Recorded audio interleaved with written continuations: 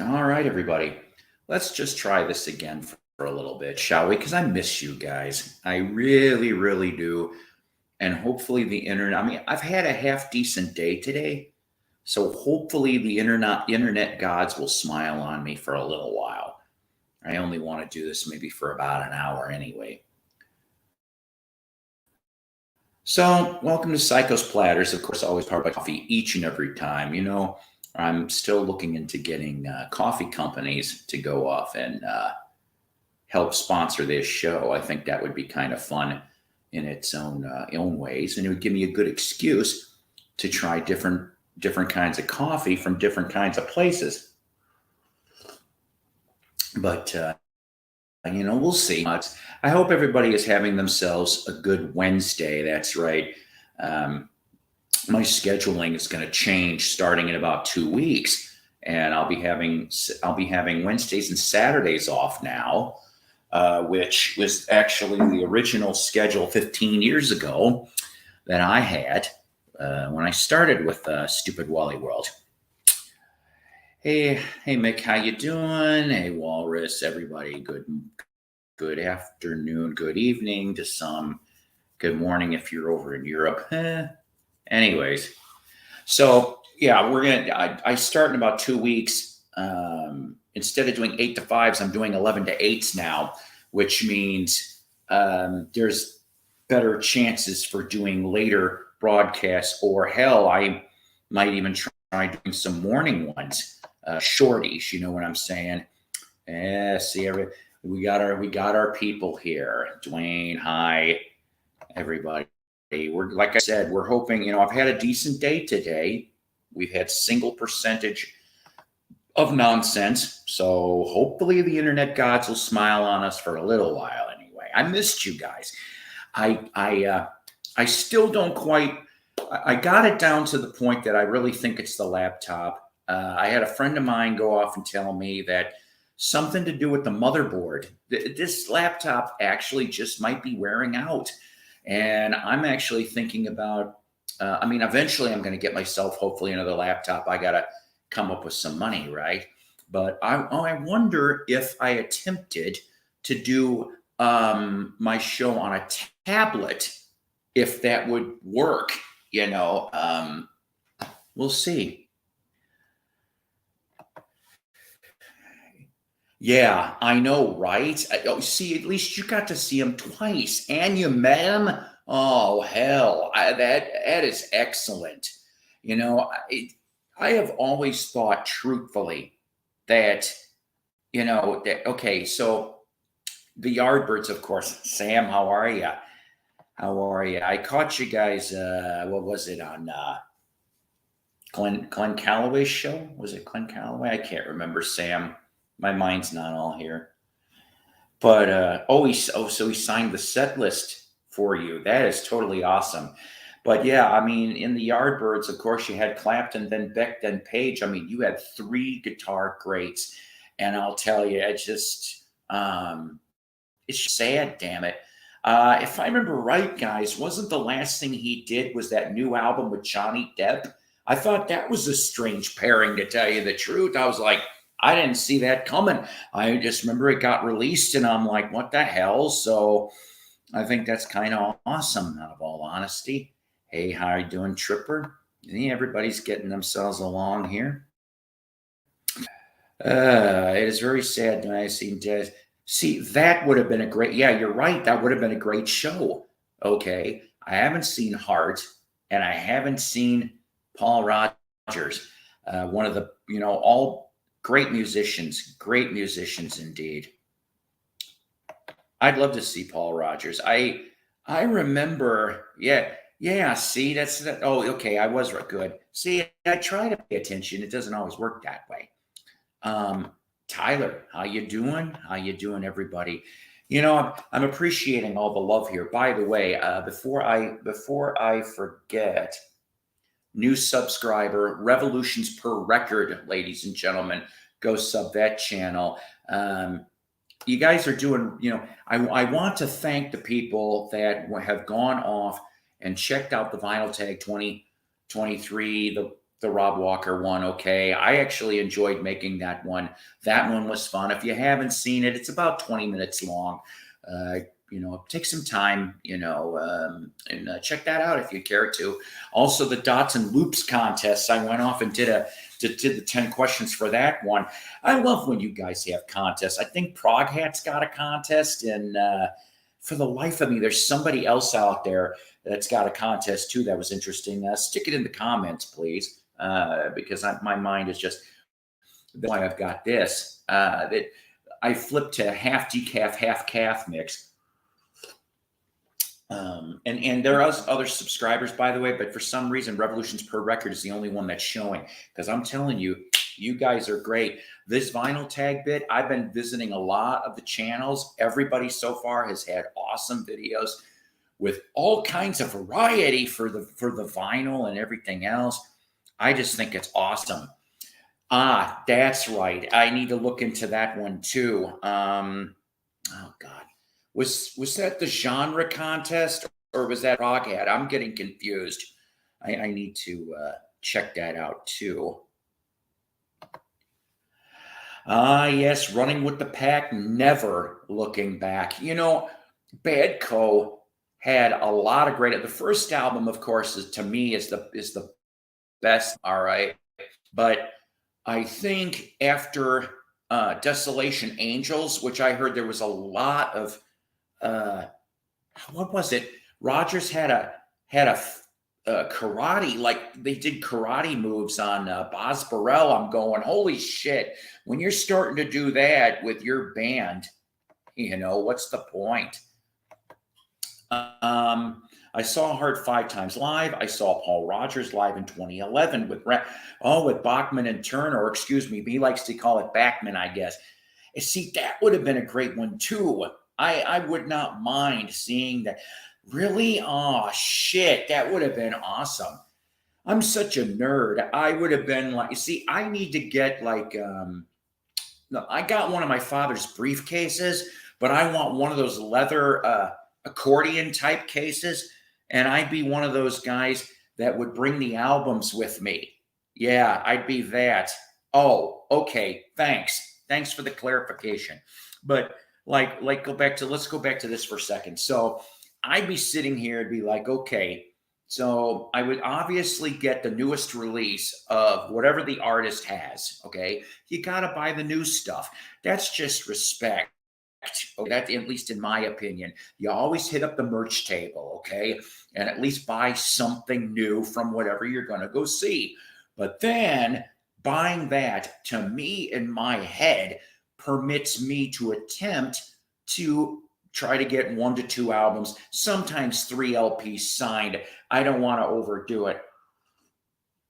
I'm a guy who likes personalizations, okay? Some people don't. I know the autograph flippers don't like it, but I really would, if the artist wants to do it, I like personalized albums. Because then they figure, okay, you're not an eBay flipper, and you're at least really, you're a fan. That's all there is to it on that. So, see, 8 times, man. Tal Bachman, didn't he only do that one album? I know I'm going to be very bad in the vocal cords, but isn't the album with "She's So High, High Above Me"? I probably really fucked that up. I noticed that I don't have anything by Bad Co on CD, so the CDs I'm going to get is the first album, Up to Desolation Angels. Now, they got that anthology, which I didn't mind the new tracks from '99 that they did. I'm like, that was awesome. They really should have done more. But, I mean, the 2 tracks, I think it was 2 tracks, were really decent. I was like, you guys still had it. And I know Boz is, excuse me, Boz is dead. McRalph's, I know, has not been doing really good. Look, it's the Wax Wizard of Wyoming, ladies and gentlemen. Hi, David. How you doing? Howdy, indeed. That's right. Yeah, see, that's the thing. I would have gone off, and so I'd have my silver Sharpie. if I was going to get the first album, or I'd flip it obviously to black or blue. I would have grabbed Running with the Pack, and I would have got those two because I like the album covers on that.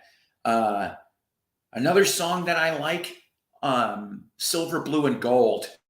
They'll play it once in a while on the classic rock stations around here. I just like the way that whole song. It's melancholy, it's sad, but I still love it just the way it is and constructed. It's beautiful. But The Firm, that first album, really, really good. The second album, I would say probably should have been an EP. Could have been a very strong EP for Mean Business. But I mean, to me, there seemed to be a little bit more filler on the second album. But they went off and they admitted that it was only going to be a 2-album project in the first place. So when to get Rodgers and Page together, along with Tony Franklin, who, of course, I remember him from Blue Murder later. I'm trying to remember what Tony did before The Firm. Can't remember that very much. Chris Slade, excellent drummer. I think he came out of Manfred Mann's Earth Band, if I remember right. And then, of course, after the Firm, went to AC/DC, and just a great drummer all the way around. But the second album, like I said, I remember All the King's Horses, Live in Peace. There's another good track or two on The Firm's Mean Business.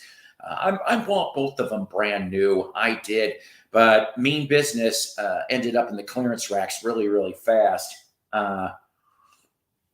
Another Paul Rodgers that kind of gets forgotten, and I grabbed this on clearance in one of the 99-cent bins back when there was 99-cent bins. The Law. Most people forget about The Law, which was Paul Rodgers and Kenny Jones from Small Faces, Faces, and The Who. And, of course, been a member of the Jones Gang for the last 10 years. So, The Law. Check that one out, too, because that actually is a good record in parts.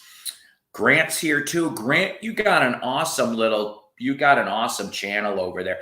Exactly. I love checking his videos for Grant. Grant, when I have better internet, I would love to, I would be honored if to end up in one of your broadcasts. I think he's got a fun show. Everybody here's got fun shows that got live streams. Okay, I mean, I know all I pretty much ever talk about is, of course, about Rach and Mayo, but Grant's got a good one. Michael Pilmer with his Thursday night thing. Well, I used to watch Grown Man Record Night. Hopefully, he'll be back later in 23. I mean, and like I said, Glen County, I'll watch those. It's like I try to carve up the time. You know what I'm saying? Yeah. See, look at you. Yeah, Larry Graves, another one that's neat. The Canadian Stud Muffin. No coffee needed. All right, so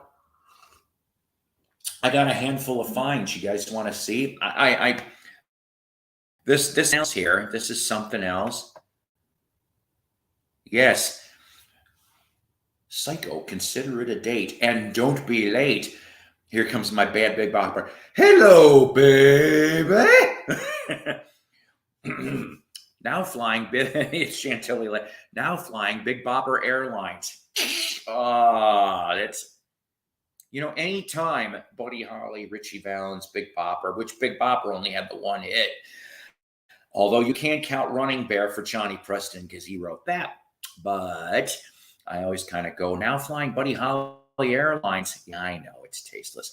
Still haven't watched. You should. He's a really cool. He also works for Devo. Yes, that's right, with the Very Cool Energy Act. That is a show I would love to go see as Devo. All right. So, but yeah, so we got all that fun stuff. Let me show you some of the finds here. Yes, see, exactly. I don't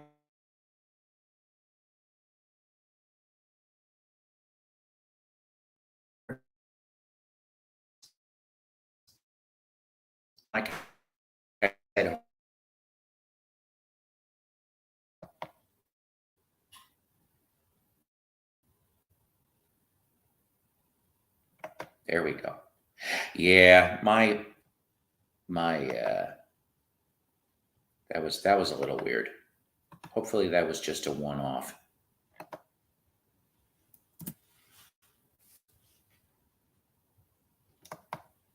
There's for that. So, okay, so Goodwill. I found some stuff at Goodwill, but these aren't records this time. I mean, I have record finds and CD finds and stuff, but I like comic books too. Okay, I collected comic books for 20 years, from 72 to 92, guys. I really, really did. And to find a very cool Todd McFarlane. This is issue 298 to 3. I don't know. I'm almost done. I want to say 303, 304.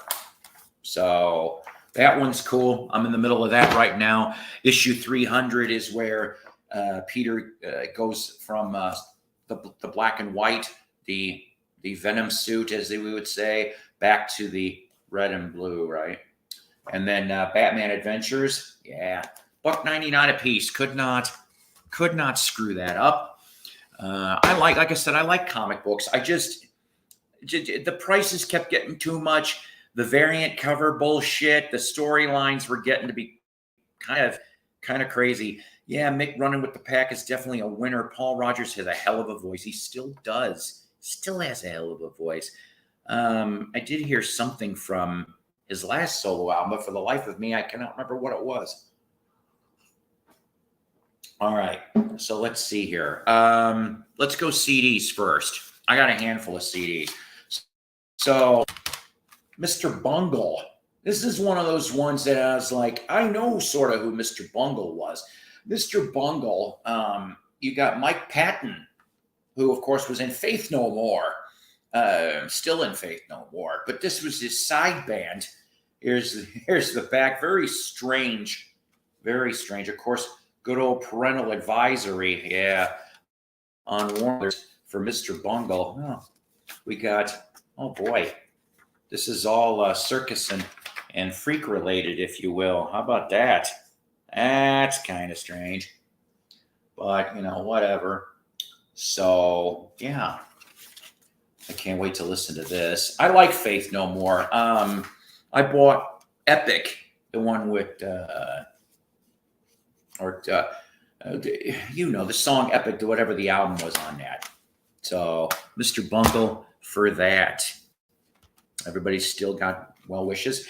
This one here, Led Zeppelin Profiled. This is actually a promo CD. Here's the back of this too. And basically what it is, it's Led Zeppelin Profile, which is about a good 26 minutes. Then you've got Station Liners for about a good 9 minutes. And then you got Answers Only Jimmy Page, Answers Only Robert Plant, Answers Only John Paul Jones, so that the DJ could go off and pretend like he's yapping with them. This, of course, came out in 90 to do with the box set. Here's a nice picture. I love the Mighty Zepp. I'll tell you. What do you get to see? You got a show here in a few, so I'm going to have to take off. Well, listen, thank you very much. I'm only going to probably keep this on for an hour, so maybe I'll go and check you out when I am done here. How about that? Comic from 67 in my local. See, that's awesome. That is totally awesome. Now, my friend Doug Fields, who has the Vinyl Gras radio show,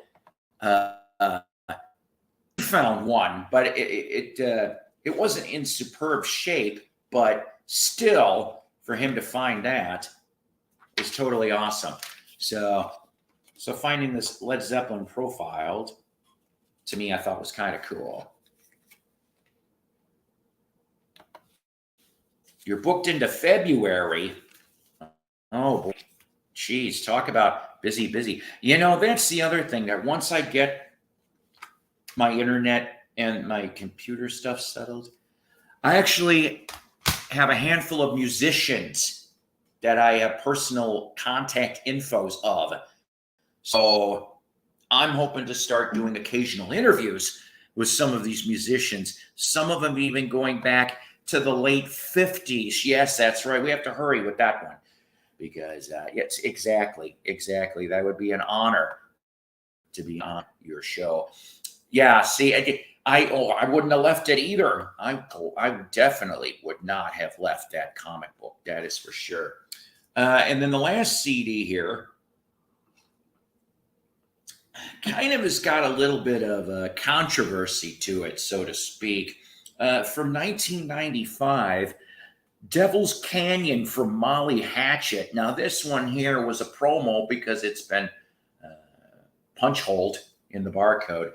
But so what's the controversy, you're probably saying? Well, okay, so from 1990 to 1995, okay, most of Molly Hatchet, the classic lineup, was gone. Danny Joe Brown was still there by 95, all right? So you had your original lead singer, Bobby Ingram, who guitar player since 87, so he was on the Capitol album, Lightning Strikes, and then he was on the Greatest Hits on 90 on Epic, okay? So he was on a bit of stuff, but not a lot. John Galvin, keyboardist since 84. So you're talking Dita's Done all the way to this, all right? And then everyone else pretty much left. Banner Thomas, who was a bass player, he was with Hatchet again in 93 for about 6 to 9 months. Supposedly there's a co-write on here that he didn't get credit for, and there was a bunch of other shit that went down. Basically what happened was, allegedly, Bob Ingram bought the trademark, the whole lock, stock, barrel for Molly Hatchet from Pat Armstrong, the manager. And Ingram ended up, it was Ingram and Danny Joe Brown owned the trademark. Danny got sick as he was getting ready to record this album. Phil McCormick comes in and sings. So, I mean, it's all right. But realistically, it's kind of a sham because Danny Joe is mentioned in this CD, but he doesn't sing one lick on here. So, is that the remaster for this? You mean? I highly doubt it. This, I think, is an original. Yeah, because they're talking about now available through SPV, because this was the label we're on in Germany. It was called SPV Steamhammer, if I remember correctly. Also, Lightning Strikes Twice, and yeah, okay. It's just Lightning Strikes Twice. I didn't even know TV grabbed that album.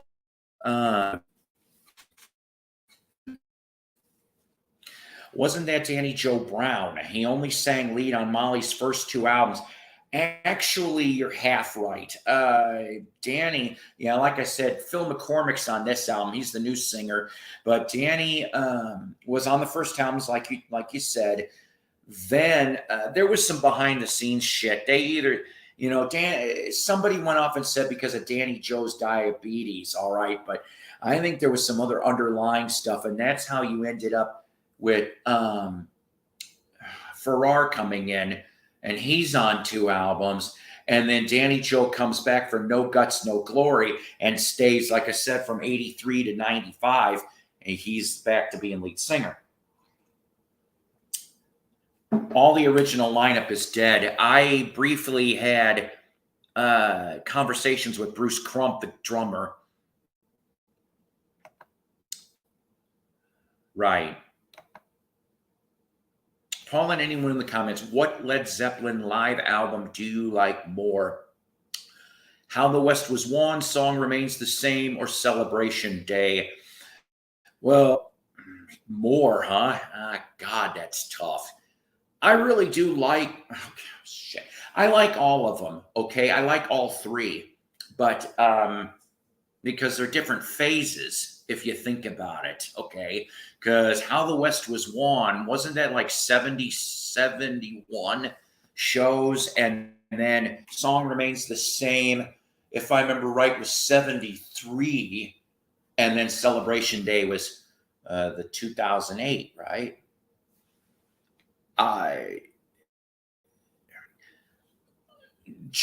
There was a question that was posed to Paige in the fall of last year. Was there going to be any more live stuff coming out? And basically, or anything else for that matter, he kind of said, allegedly, that he can't seem to get anybody to agree on anything. So I'm just sitting here going, oh boy.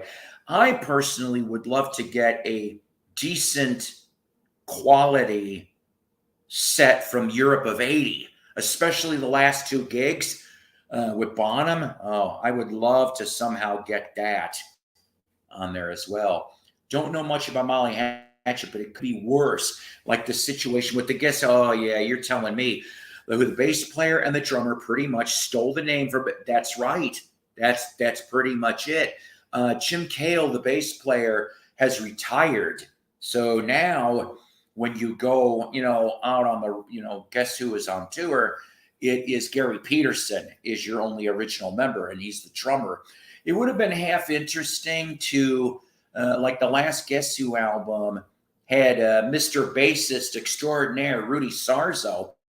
He was a member of the band. That threw me for a loop, but he was on the last Guess Who album. But Rudy is now back with Quiet Riot, and I wouldn't mind going to catch Quiet Riot again, just because I now have found my first Quiet Riot album, but I would love to get Rudy to kindly sign some of his other side projects. That's what I'm talking about. I would love for Zeppelin to put out a Europe 80, and I don't mean a box set. I can't afford that. See, yeah, it's a soundboard, see? And I know there's video. There is video that exists from that tour. The Zeppelin campus said so. And if I remember correctly, wasn't there a blurb of it in the DVD box set that came out a few years back?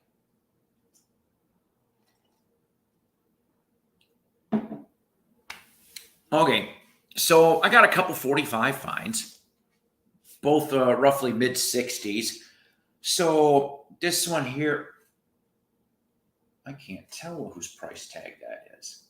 I really can't. I want to say Newberry. That can't be right. But Mitch Ryder, sock it to me, baby. It feels like a fuck. I know that you're like, what? Supposedly, the way he sung it, it almost sounds like that in a certain version. It's supposed to be sock it to me, baby, feels like a punch, but there's another version that's supposedly sock it to me, baby, it feels like a punch. and the vinyl, really clean, real clean. It's just the picture sleeve top isn't so great on here. Mitch Ryder, excellent singer back in the 60s. Had a attempt. John Cougar Mellentumor was such a big fan. Really? I can't get this back in here. There we go. John Cougar Mellentumor was such a big fan. He actually produced the 1983 comeback album for Mitch Ryder, and John's on that.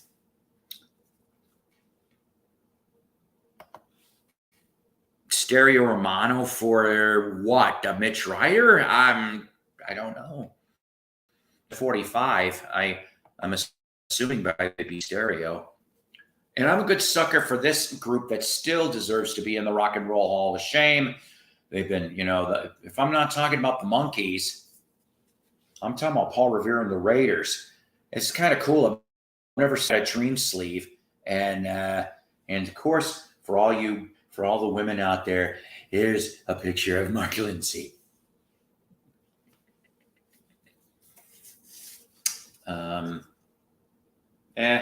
Yeah, this not minty on this one. Probably about Fiji. But I love Paul Revere and the Raiders. I do. I got to see Paul perform once. I think it was 2009 or 2010.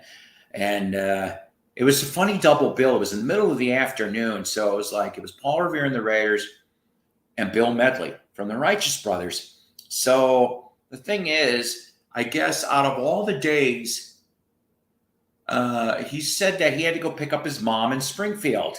Seriously, back then. So they didn't want to cancel the show, so they flipped the order. So Paul Revere went on first, and then Bill Medley. And great show. I mean, if you're going to split hairs here, back then you had a couple band members that were on the 73 to 75 singles. Excellently. Of course, I miss it doesn't know, but you know what? They haven't come around here. They just haven't come around here to do that. So I brought my album covers to get signed, and unfortunately, because he had to flip the order, he literally, like, after he left the stage, I guess from what I'm told, he literally went in his costume and then, head to Springfield to go to the airport. I'm like, damn it. So I never got to meet Paul Revere, but I did get to meet Bill Medley, and he was an awesome. I'll show that picture someday. But he signed for me, a couple of his solo CDs and about 4 or 5 Righteous Brothers albums. Just awesome stuff. And of course, now he reactivated the name again. I can't remember the new guy he's got. I think for 2 seconds, a few years ago, he should have reactivated. It would have been very strange because I don't know if you remember, guys, but when Bill Medley left the Righteous Brothers, there was an album. It was Bobby Hatfield and Jimmy Walker from the Knickerbockers cut an album as the Righteous Brothers. And it would have been neat for like 2 seconds anyway to have Bill Medley and Jimmy Walker. It would have been not Righteous Brothers. That would have been a little more solid, But Bobby Hatfield, I think he's been dead for 20 plus years. And Bill still's got the pipes. Oh, boy, does he have the pipes. All right, so let's see. 3 albums. I've got 3 albums I found. This one here might be a little odd to some of you people, and I normally maybe wouldn't have picked this up, but you see, I know somebody that's in this band, and it kind of cracks me up. It's called Uranium Savages. Uranium Savages, and it says the album's called Trust Us. That's what it is. Trust Us. Here's the front. Here's the back. The back kind of reminds me of the old Janis Joplin, the Big Brother and the Holding Company, the way that the art is. But I actually have met and got the phone number to the drummer of this band. I can't wait to give him a buzz and say, hey, guess what? So it says here that this album was recorded live. They're from Texas, by the way. Recorded live, Soap Creek Saloon, Austin, Texas, August 31st, 1979. And so, yeah, I thought pretty cool anyway on here. Trying to read this. They've even got fan club addresses for Austin, Texas, and to order by mail. Send $8.95. Neat. So, yeah, very, very cool stuff from 1979. And it even comes with, oh boy, hang on a minute. We even got, oh my. Here's one side. Here's the other. So you get all the words and some, okay, good. No scantily. Well, you got a blow up doll. But they look like they have fun. Oh, look, and you got titles like Policeman, China Rocks, Kill Yourself. There's another one for you. Fit to be Tied. Is that Tit Bars. Really? That's the name of a song on here. Tit Bars. Get laid. Well, we know what this band was like. Probably fun. Probably a fun band. I'm not going to lie. And on Roy Records. So I'm glad I got this. I can't wait to listen to this. That's going to be goofy. Let's see. The new guy with Bill Medley and the Righteous Brothers is a good version of Crying by Roy Orbison. Oh, interesting. Paul R. has a show on Sirius XM. I think it's on the 60s show. You mean Mark Lindsay? Yeah, because Paul's been dead since 2014. Unless it's old tapes. I appreciate the 14 people here. This next one. Cut out hole and a little punch. I didn't even know about this album, okay? I like vocal groups. I like 50s vocal groups, okay? So when I didn't even know that the Skyliners did an album on Kama Sutra. Now, Skyliners were known for being on Calico Records around 57, 58, since I Have You, which is a beautiful record, by the way.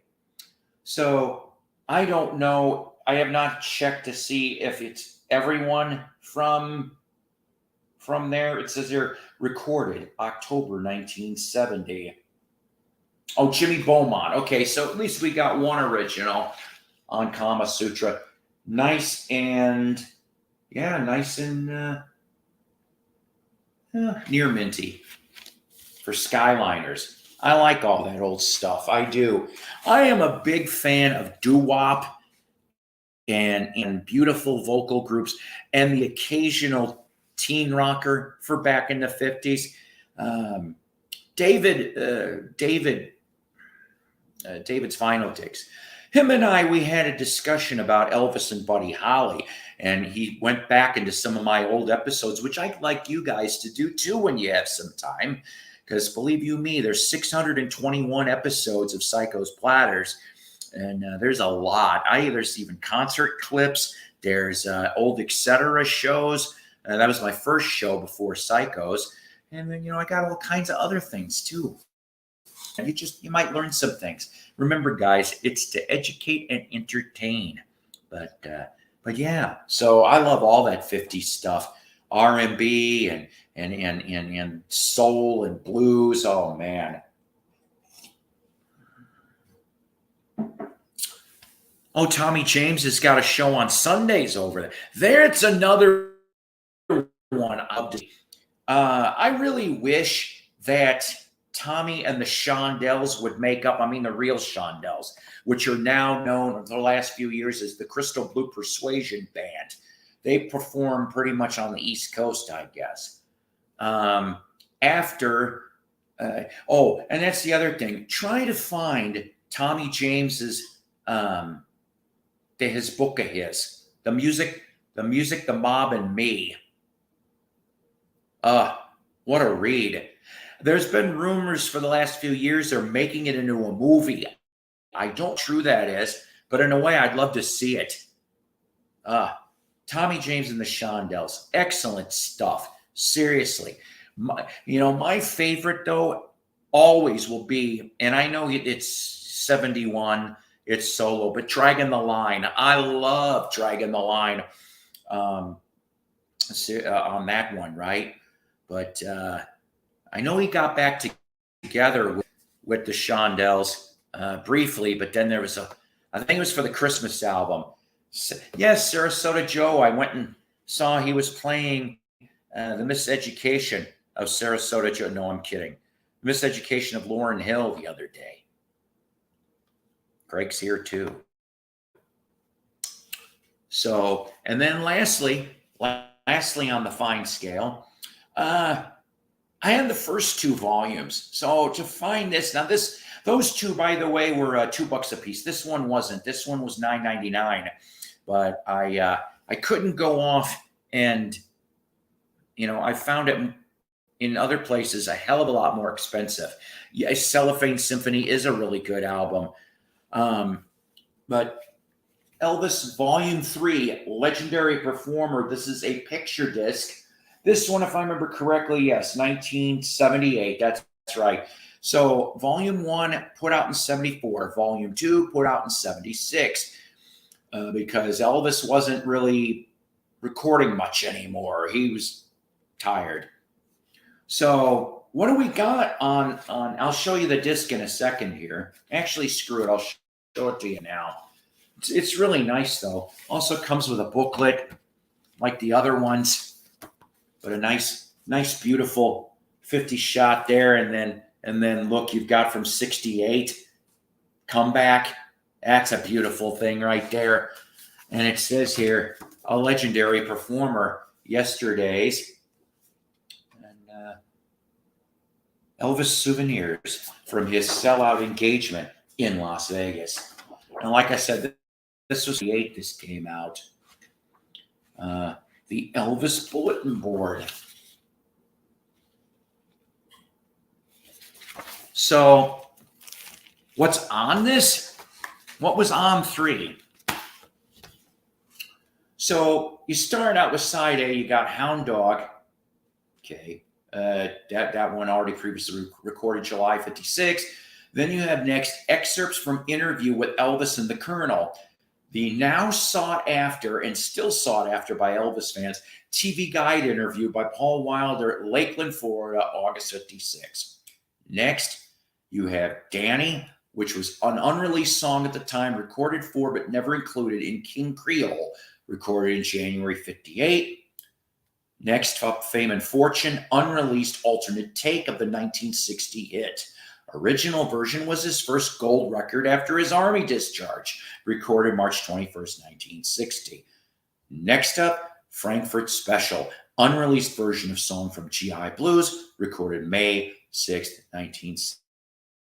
This unreleased song from Flaming Star, recorded August 8, 1960. And lastly, for side A, Crying in the Chapel, held for 5 years, then released as an Easter single, becoming a worldwide smash, which is true.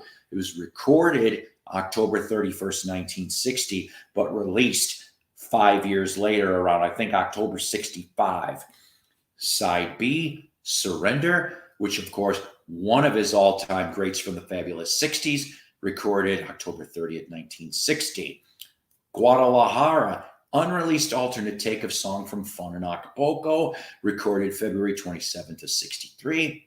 It Hurts Me, unreleased version recorded for TV show, original hit version recorded January 12th, 1964. Let Yourself Go, unreleased version recorded for TV show, original release recorded May 14, 1968. In the Ghetto, a giant for the King as he entered another phase of his career, recorded January 21st, 1969. And lastly, Let It Be Me, which was an unreleased live version recorded in Las Vegas, February 1970. So, I mean, I just love these things. I do. You know, I commented to David that I pretty much sold or gave away most of my Elvis LPs. I don't know. I don't have very much left. I've got a handful. I've got like a very strange Philippine import of On Stage 1970. But other than that, I really don't have much on there. Okay, Joe going off. Good day, Craig. You've got, after the split, the Shondells became right. Their album is different but pretty good. That's right. It was on Roulette, if I remember correctly, in 1971 also, I think. Second album was recorded, did shelved. I want to say, I think it finally did. I can't remember what label, on CD put it out. Maybe Collector's Choice. I don't remember.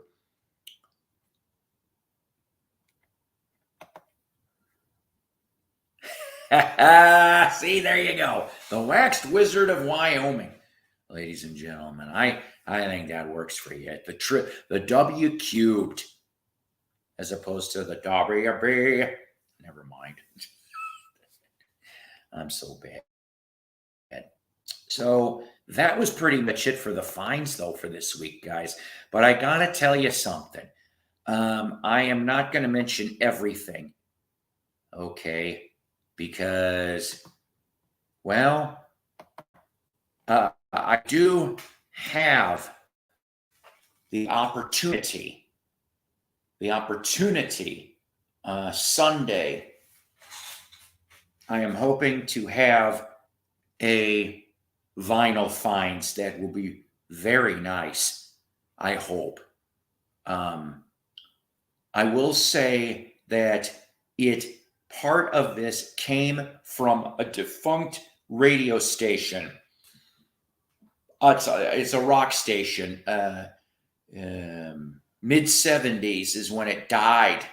So I'm sitting here, and it's mostly LPs. I know that much for a hint. So I'm kind of excited about this. I really would like to see what possibly could be heading towards Mighty Psycho's way. For 20 years after the 60s, well, you see, I mean, and the book really clears it up a lot more. But basically, you know, Morris Levy and Tommy had a tug of war, per se. And when he finally got off of roulette in 76, I think it was 76 is when he finally got out. And then 79 was that solo album he did on Millennium with 3 Times Love. So, I mean, the thing is that, you know, for Tommy, it does kind of have a happy ending. It's just, you know, he did not deserve the shit that he got, but he does have a happy ending, which I want to talk about somebody similar about another thing that I almost forgot to bring up. But what I'm getting at is Sunday, I might have, and this is going to be a trade is what I'm doing. I'm trading some sports items for this potential radio station collection. Oh, excuse me a second. I've got to put my I was running on cordless, so I knew that I was going to be pressing my luck. No whammy, no whammy, no whammy. But let me plug myself in to this, and we'll continue. So the thing is that there we go. The thing is that so Sunday might have that. Monday I might have something else. A friend of mine went off and said, "I heard that you collect vinyl." And I said, "That's right." So he, outside of the town here, is working on a house, like a remodel or something like that, or he bought the house, and he went off and he said to me, "Paul, there's stacks and stacks and stacks of vinyl." And I'm going, that was the look. And he just wants it out of there. I think, but there could be a potential for reel-to-reels, because that was brought up too. I don't know if we're talking reel-to-reels or film. I don't know. So hopefully Monday that will happen. So it could be an interesting weekend. I'm not going to hold my breath, but yeah. So that'd be nice. It's not like I need more records, for God's sakes. But all right, who am I kidding? Right? It's okay. I know coffee's my addiction, and vinyl is an addiction, and YouTube's an addiction. I'll admit it. YouTube's an addiction for me. I like being in here. I do. So we'll see. Oh, so let's talk for a second, though. So we talked about Tommy and how he got some of his royalties, back and stuff. What about John Fogerty? Oh my God, what a story. What a story. Whether you like John Fogerty, Credence Clearwater, whatever, what a story. Damn it, the man deserved a happy ending. Now, saying that, let me show you something here. I've got this. This was from a couple of years ago. But he, this we're talking about not much of a scrawl, but that is his autograph. And I wish my Credence Clearwater fan, I'm trying to remember who it is. He always used to come in here. 2015 was when this book was made. Okay. So if he gets a new book, he can add the new chapters to that. He cut the deal. Him and his manager, or excuse me, Irving Azoff had something to do with this. I remember that. And the deal with Concord. So now he has all his rights. He's got his damn songs back. He never should have lost them. Never. But the root of all of it was two things. Number one, your contracts in the 1960s, everyone was fucked. The Beatles were fucked. Brian Epstein was not the best manager when it came to those contracts. He loved his boys. He pushed them. But the 60s contracts were bullshit. Everybody got used and abused, all right? But the thing was that one of the other band members, and he wrote this in the book back then, and it wasn't, like I said, it wasn't John or Tom. So for the life of me, I cannot remember, okay, if it was Stu or Doug's uncle was a lawyer. They were supposed to look over the contract because even Saul Zant let him have the contract. Sure, go ahead, but it'll be blah, blah, blah, blah, blah. Well, the one kid forgot to take it to the uncle, got lazy, and he simply said, my uncle said it was okay, which was an outright lie. And that's what caused all the shit. Fogerty was never going to get out of that contract, and he never did. And to get out of that damn contract, he had to give up everything. It was so bullshit. I am so glad that he got that happy ending. Okay? And also from what I heard shortly even before that, yeah, I love Credence. Credence is another one. Real good time music. I mean, sure, some of it gets overplayed on the radio, right? But still, yeah, exactly. So I'm happy. That's a nice way to start out 2023. Yeah, you're right. You're absolutely right. But was he better than Alan Klein? Yes, he was. Because, oh boy. Yeah, the under-the-counter bucks, huh? But yeah. Well, yeah, his cut. I heard about that. But Credence, I mean, and then to top that off, like I said, I think it was in the fall of this past year, he ended up having a meeting with Stu and Doug. Of course, Credence Clearwater Revisited, and they struck some sort of deal. I can't remember what that deal was.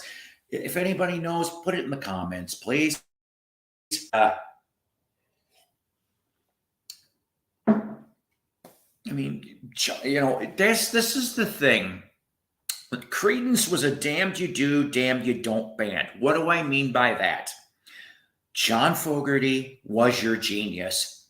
He was your writing song genius. All right. Mardi Gras proved a point. The last Credence album. Mardi Gras proved a point. The other two, because Tom left, and the other two wanted equal time on that album. and John gave it to him. And that was a lesson learned. If John didn't have Sweet Hitchhiker in his satchel stick on that album would have been a total turd. And it's like there's only 2 good songs on Mardi Gras. The rest of it is shit, in my opinion, anyway.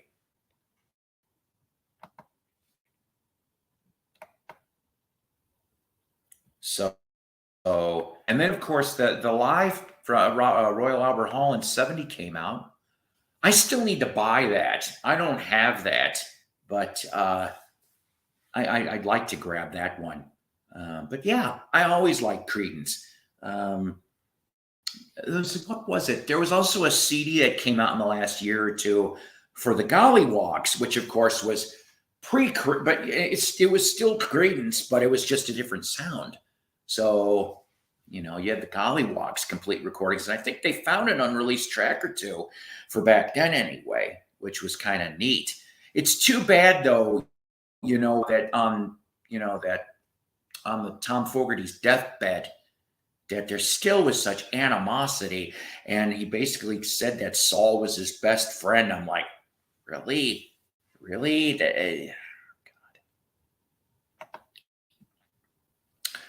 Hey, Mike, I take it you're a fan of the early 30s pre-code movies. We've talked about some of that stuff from time to time, too. I've never come across Mardi Gras in the wild. I ended up giving some of my CCR to friends and such, but I had, like, from the first album all the way to Pendulum, I had those. And that's just some great stuff. Now, remember, though, you want to find that 1973 Tom Fogerty album, because Credence comes back one more time. Yeah, in essence, you get Credence all come back for one song on Tom's solo album in '73. For the life of me, guys, I cannot remember the title. I'm sorry, but yeah. So you can check that song out too on YouTube. It's a neat song too. I'm just glad at least they had one more shot at it. Yes, that's right. I do remember that. Was it Porterville? Was Porterville on Nuggets, or was it something else? Yeah, I've seen some stuff. They different. I do like the old silent era all the way to the 30s. Okay, I do. Today, by the way, the death of let's see, 1952, the death of Curly Howard was today. And I'm just like, I would have loved to have gone back in time to the 30s or 40s and seen them live at the Vaudeville House. God, to see them and the Marx Brothers and Abbott and Costello and all that stuff. Oh my God. In 2023, there's the vaudeville, I know that's old timey, okay, but that's a lost era. Vaudeville, people try to revive burlesque, which that's a different kind of thing. Boy, I was watching something really bad. It was from early 80s. It's on YouTube too. The Two Dons. It was Don Rickles and Don Adams doing a burlesque special for, I think it was Showtime. Oh boy, that was a little difficult to get through, but I'm still glad I watched it. I don't know. Yes, the Marx Brothers era. I'm not gonna lie. I did not see the 40s stuff. Like, I think Love Happy, and there's a few. One of them's got Marilyn Monroe in a small role too. I haven't watched any of those. I need to find. Oh, really? Oh man, that's weird that you bring up Screaming Trees. I actually found that CD, but it was so beat up I didn't end up getting it earlier this week. Shit. Well, so much for death taking a holiday on music, people. 55. I always think of burlesque as much more bawdy and less talent than vaudeville. Well, yes, but you know what, though? I love Betty Page. I'll always love Betty Page. If I could go back in time, I would love to see her in the 50s. She retired in 1960. Yeah, see, I want to get the box set, actually. I just can't remember how much that costs. I'd like to get all that stuff. It's just, Psycho doesn't make much. I work for Walmart. They think, oh, the people work for Walmart. They make lots of. No, I don't. So, I know we're at an hour here. I don't mind talking, but anybody else want to bring up some things, music related or such? Oh, you don't know who Betty Page? Oh my God. She's so beautiful. To me, she was like one of the hottest brunettes in burlesque. She did tasteful photography, and yes, she did do news. But boy, she was tasteful. But I also heard through, I think, a couple documentaries, she was a little loony too. That's what I heard. And I'm like, that's too bad. At least she came back out in an interview one last time, although she didn't want her face to be seen. Because she said, in her words, she didn't want to ruin what her fans saw of her. And I remember she was selling signed 8x10s. I really wanted to get one of those, but by the time I had the money, she died, and so I did not get to see that. I also work retail, Paul. That's why I can't afford the old choppers fixed living on you. Yeah, we won't even talk about that. I got a couple that uppers that need fillings. I don't know. I'm falling apart. I am. It's bad. But, what are you going to do? What are you going to do, huh? I mean, we do with what we can do. This get brought up. Yeah, Dave, that's right. There was a bio movie. I think there might have been 2 bio movies at one point. But Betty was so hot. I'm sorry. I'm not a Marilyn Monroe person. I think Marilyn. Okay, so what do you had? You had Marilyn Monroe. You had Mamie Van Doren. You had Jane Mansfield. Mamie's still alive. I'm surprised about that. Oh, and dead at the age of 95 a couple of days ago, Gina Lollobrigida. Yeah, Italian film actress, Gina Lollobrigida.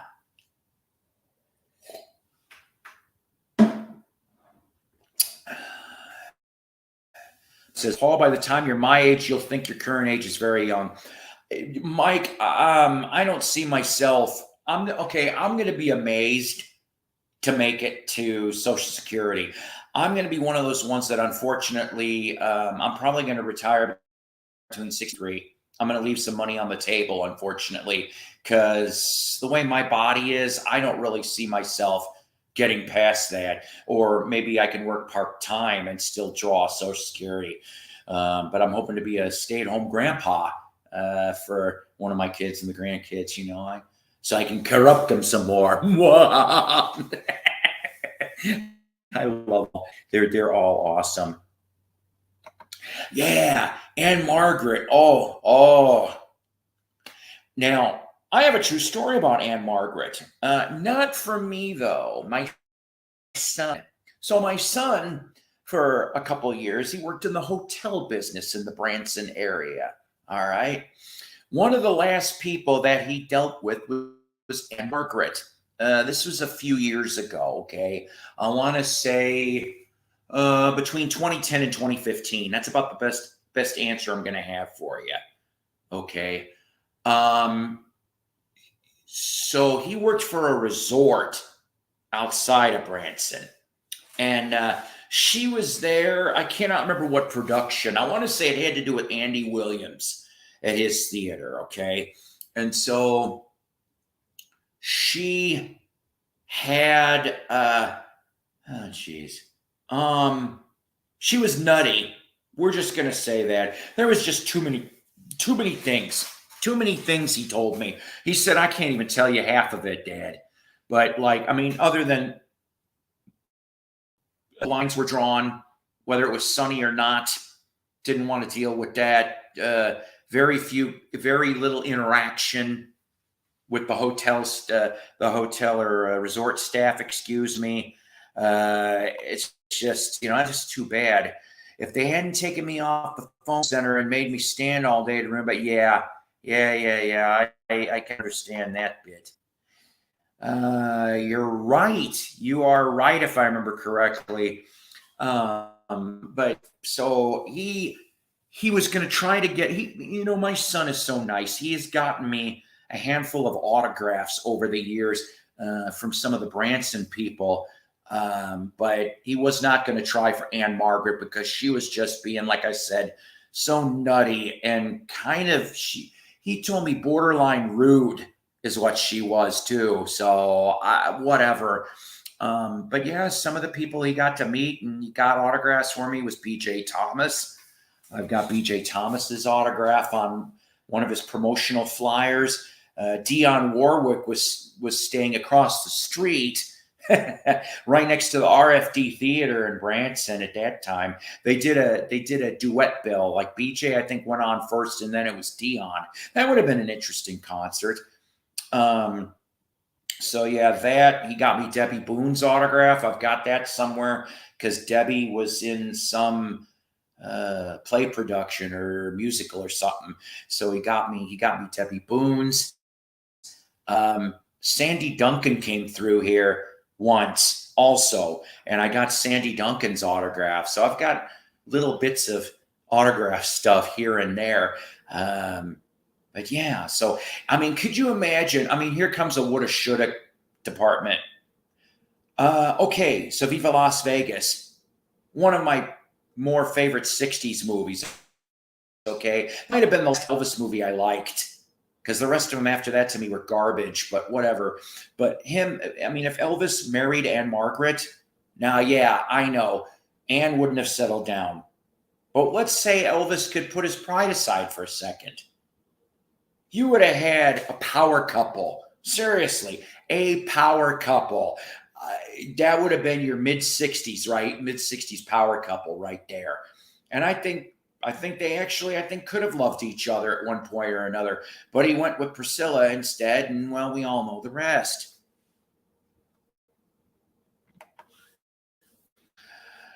My sister met Dionne Warwick once. She came down and had audience members sing. Oh, boy. She and my sister sang and said my sis was a very good singer as she walked on by. I know that was bad. But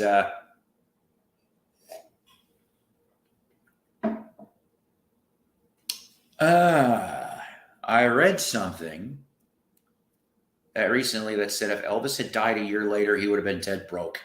You know, you might be right about that. Vernon kept, I mean, Elvis was happy to spend all that money, and he didn't spend it all on himself. He spent it to the Memphis Mafia people. He spent it to his family. Remember when he'd go into the Cadillac dealerships and people, you like that car? I'm going to buy it for you. Going to buy it for you right now. Hoo-ha. And he would do this. And so that's why he was, but that's the other thing. That's why he kept touring. If he would have fired Colonel Parker in 74, seriously, okay? But he blinked. That's the problem. The whole $1 million bill thing, here's what I think should have happened and could have happened, okay? If Elvis really knew about the gambling debts that Tom Parker had, he could have been an ass. He could have really turned the screws to Colonel in 74. If he went off in Parker's, he goes, you're fired. And then he would have went with Concerts West with Jerry Weintraub, which I think would have been a major improvement. And the Colonel comes back and goes, you can't fire me. You owe me $1 million like that piece of shit he showed. What if Elvis and Vernon would have turned around and said, but guess what? You went off and made your money from me, and you spent it on gambling. and we that you got gambling debts. And then he turns to Vernon or one of the mafia and says, go get the president of International. I want to talk to him on the phone. Colonel no longer works for me. You know what damn well would have happened.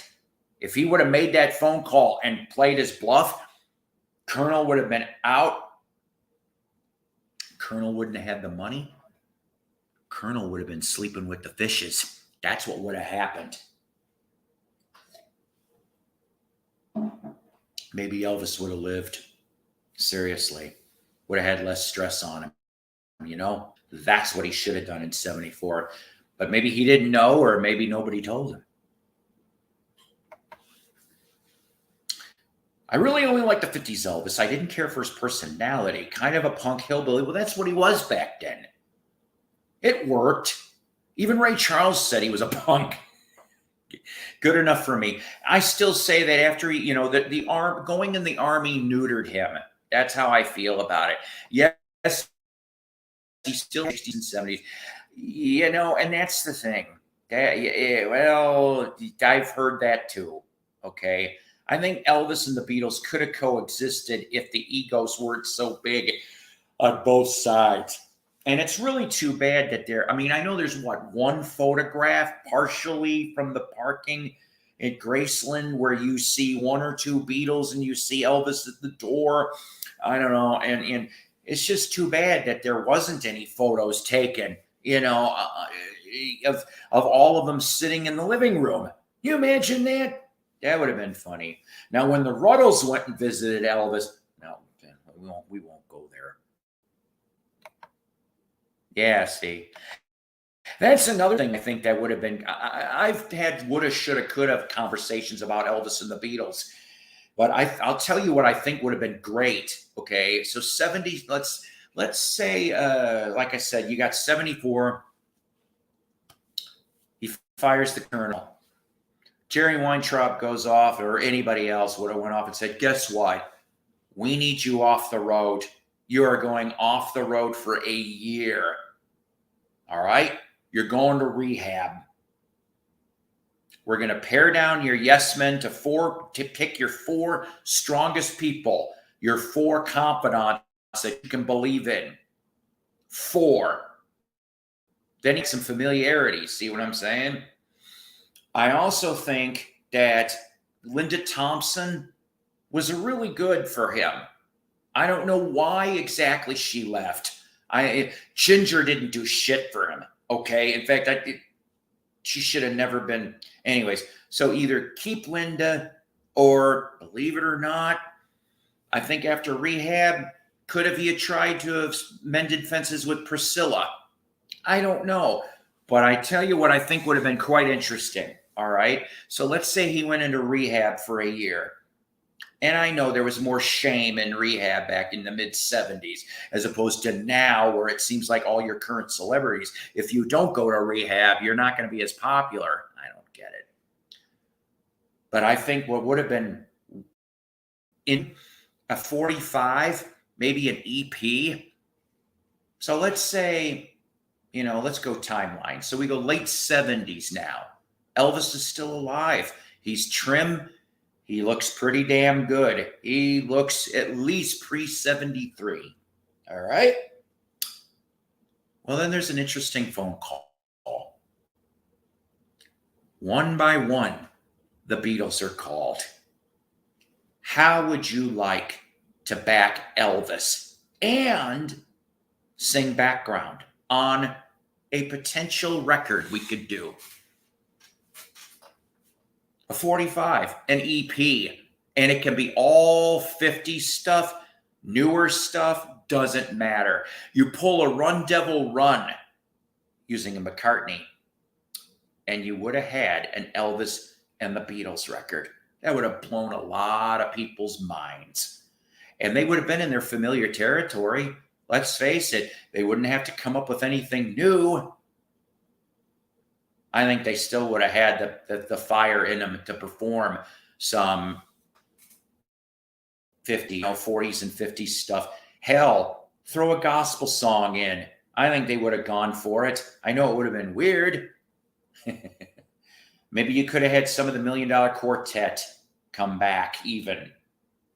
God, could you imagine being a fly in the room for that? Crazy stuff. According to Goldman's biography, everyone was ill at ease when the yeah. You could cut the tension with a knife. The whole jumpsuit makes the old ladies giggle. Las Vegas stuff really turned me off about Presley. But you know what, though? I do like the movie Elvis, That's the Way It Is from 1970, because you see those 69 shows. I said 69. And there was some good stuff there, okay? One of my favorite parts in that movie was Patch It Up. They kicked ass in that. Ronnie Tut, James Burton. Which, by the way, James Burton, health-wise, is getting better. I think he's out of the hospital. Thank God. I got some signed on the wall I showed a few episodes back. I got some signed James Burton 8x10s. And you, too, can get some autographed James Burton. I have one of James and Elvis, and I have one with James and Ricky Nelson. And they're reasonably priced. Get yourself an excellent 50s guitar legend.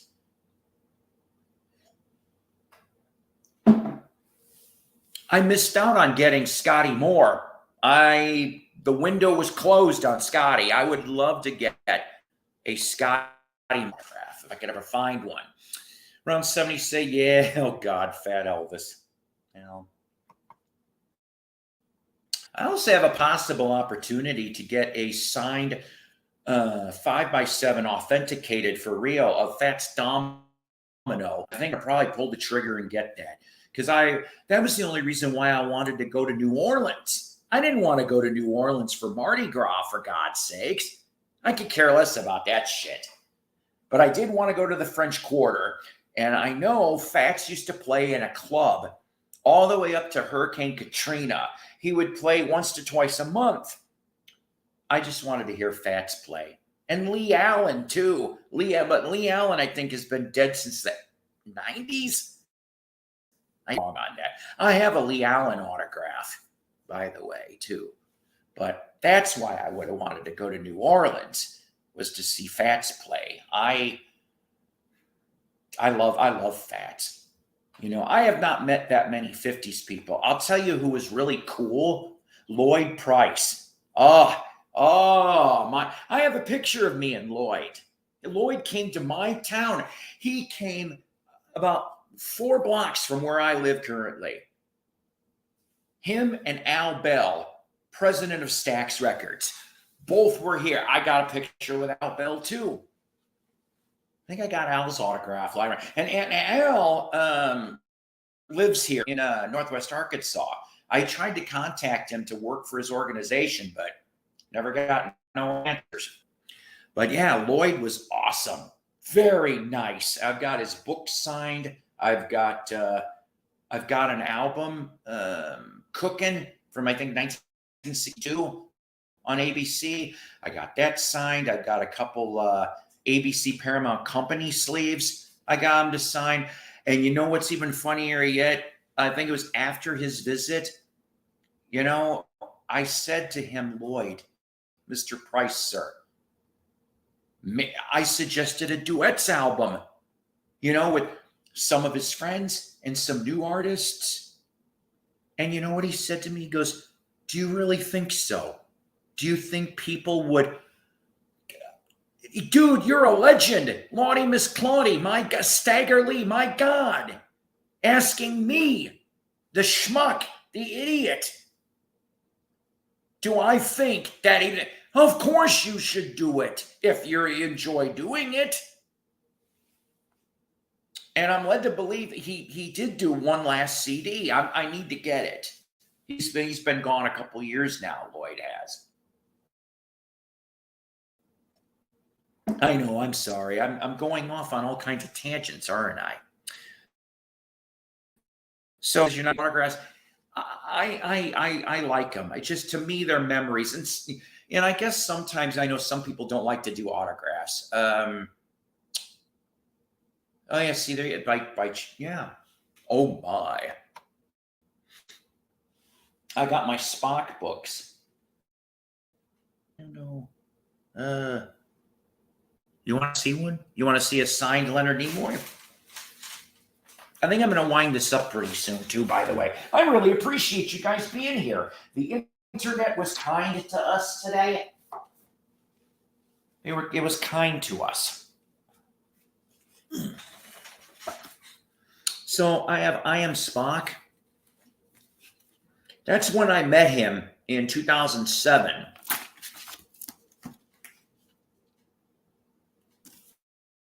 So very nice man. Very nice man. Yeah, seriously. I ended up talking to Leonard and I asked him, about In Search Of. I said, I have an idea for In Search Of, and I love that show. I think that was a BBC production, if I remember correctly, from the 70s. And I said, Mr. Nimoy, sir, what would be great is to see those episodes like on a DVD or, Blu-ray. And maybe you could record new intro or outro pieces to each episode, like updates. And it was so funny because his handler, some lady handler, I can't remember, he turns to the lady and says, write down that I'd like to contact the BBC next week. And I'm like, holy crap. I didn't expect him to like the idea. Unfortunately, I'm assuming nothing ever became of it because we've never seen anything. But I think that would have been awesome. I'd rather meet someone engaged in a shortcut. And you know what? I have done that a handful of times as well. There is a handful of celebrities that I got to short yip, not get an autograph for whatever reasons. Yeah. Oh, yeah. It was a great show. What is the Nimoy Jerry Lewis connection? Nimoy and Jerry Lewis. You got me. You got me on that. And Takai and Lewis too. And I don't know. This is good. So. What was it? I came across the old Carol Burnett show episode where Leonard Nimoy as Spock comes in the episode. I'm like, in the Vulcan unit. I'm like, I thought that was great. That I got a kick out of that. I love Carol Burnett. She's still around too. I would have loved to have been at one of those tapings. Seriously. Oh my God. One of the biggest regrets I had was the theater in the town where I grew up. They actually had I think they did a weekend of shows. I think it was 4 shows total. Harvey Korman. Oh my God. I should have went. Because I can't even remember why I didn't get to go. I know I would have pissed my pants in laughter. I mean, Harvey Korman did once. I would have loved to have.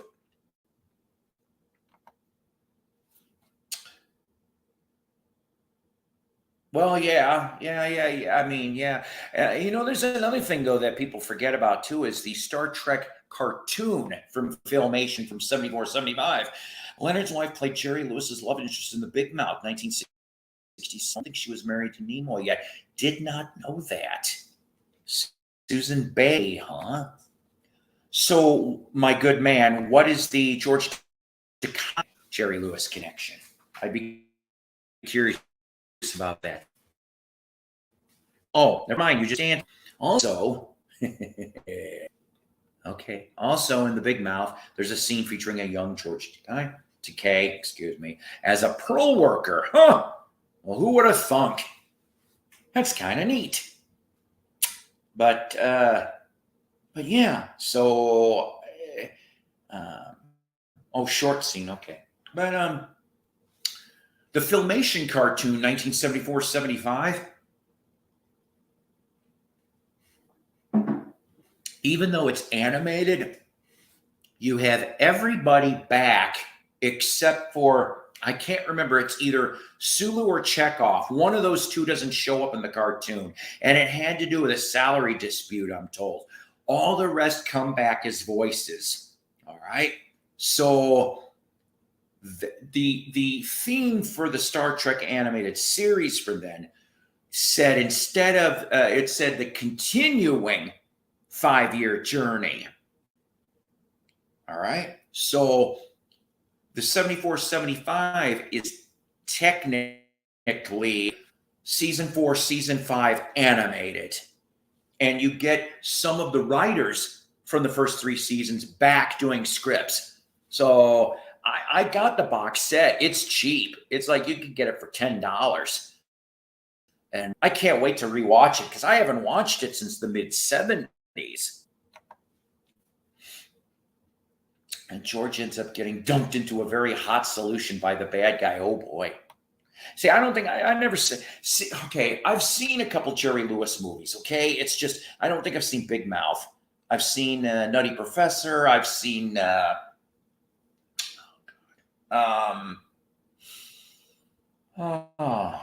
head hurts. Cinderella. I don't know. Speaking of goofy stuff, I still have the DVD for Love God from Don Knotts. I haven't watched that yet. Oh, boy. So more tours are coming, getting announced as we're going along here.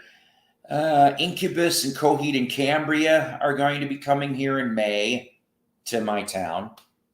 Incubus, well, I don't know. I don't trust Incubus. I'm sorry, because Incubus canceled at the last minute twice in this town, and I'm just going, I ain't holding my breath.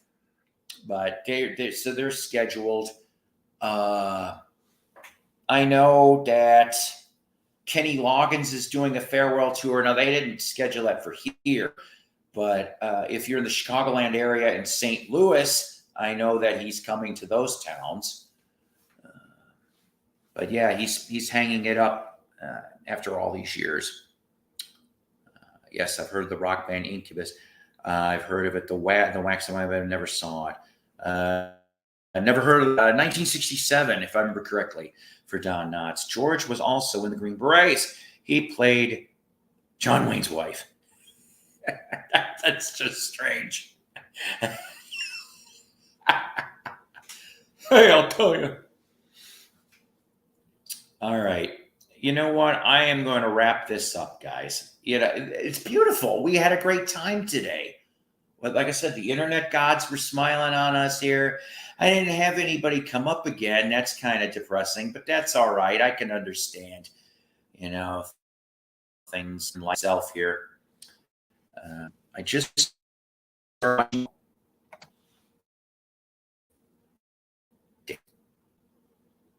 just hooked on now. Never saw it. Breaking Bad. You know, when Chess was alive, I tried to. We watched a handful of episodes, but for some reason, never. It never gelled with us. I don't know. There's so many shows that I haven't even seen, old and newer. I've got way. I don't know. I'll never get to anything. Just like with music, record click, you never get it all. Excuse me. I haven't been sleeping real last few days either. Also, I've been losing a little weight. Finally. Been trying to eat better only because I want the 20 pounds gone so I can get this damn knee fixed. And then after that, I hope to look for something else. I'm kind of tired of working here. 15 years, 7 months. That's what I've done so far. And I'll probably be gone maybe between now and year 16. I just can't do it anymore. I don't want to do it. It's quite the show. Like I said, I saw the first few episodes and you're right. what was it? I loved Sopranos. I loved Deadwood. I need to see the reunion movie. I even liked Carnival with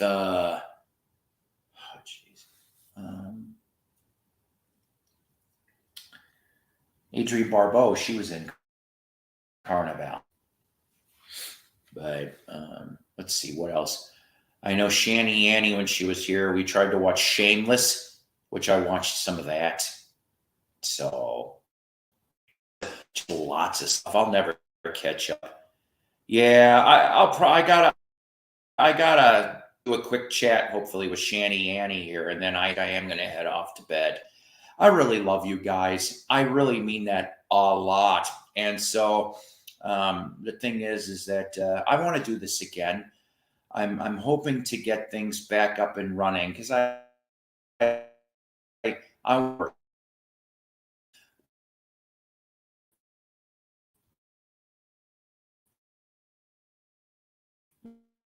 We've so we're gonna end this. Take care. God bless. Rock on. Double Spock to you, and just have a good one. Okay. Seriously. Yes. History of the World Part 2 in March.